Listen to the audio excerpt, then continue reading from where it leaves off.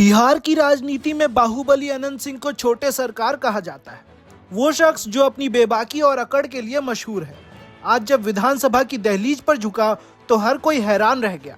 दुलारचंद यादव हत्याकांड के आरोप में जेल में बंद अनंत सिंह ने शपथ लेने के बाद मुख्यमंत्री नीतीश कुमार के पैर छुए और हाथ जोड़कर उनके सामने ऐसे खड़े हुए मानो कोई पुराना संकट मोचक अपने आका के पास वापस लौट आया। मोकामा विधानसभा चुनाव के नतीजों के 51 दिन बाद आज वो पल आया जब अनंत सिंह ने विधायक पद की शपथ ली। कोर्ट की इजाजत के बाद वे जेल से कड़ी सुरक्षा में विधानसभा पहुंचे। चेहरे पर वही पुराना रसूख, बदन पर शानदार ब्लेजर और ललाट पर चमकता टीका। शपथ लेने के बाद अनंत सिंह का सामना मुख्यमंत्री नीतीश कुमार से हुआ। फिर जो हुआ उसकी किसी ने कल्पना नहीं की थी। बाहुबली विधायक ने झुककर नीतीश कुमार के पैर छुए। नीतीश कुमार ने भी मुस्कुराते हुए हाथ उठाकर उन्हें आशीर्वाद दिया। करीब 2 दशक पुराने रिश्ते की गर्माहट एक बार फिर सदन के गलियारों में महसूस की गई। नीतीश और अनंत सिंह का रिश्ता 2004 के लोकसभा चुनाव से शुरू हुआ था, जब अनंत सिंह ने बाढ़ क्षेत्र में नीतीश कुमार के लिए संकट मोचक की भूमिका निभाई थी। 2005 में सत्ता संभालते ही अनंत सिंह नीतीश के सबसे करीबी माने जाने लगे।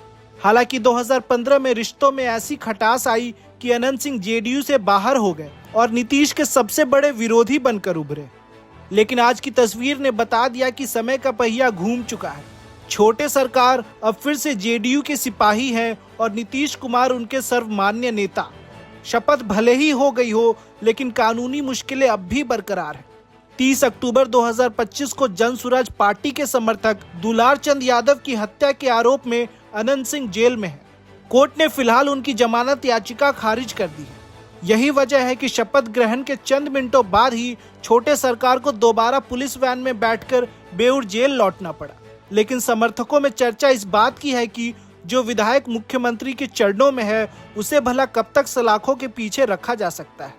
राजनीति में तस्वीरों का अपना मतलब होता है। एक तरफ हत्या जैसा संगीन आरोप और दूसरी तरफ मुख्यमंत्री का आशीर्वाद। ये समीकरण बिहार की राजनीति में क्या रंग लाएगा, ये आने वाला वक्त बताएगा।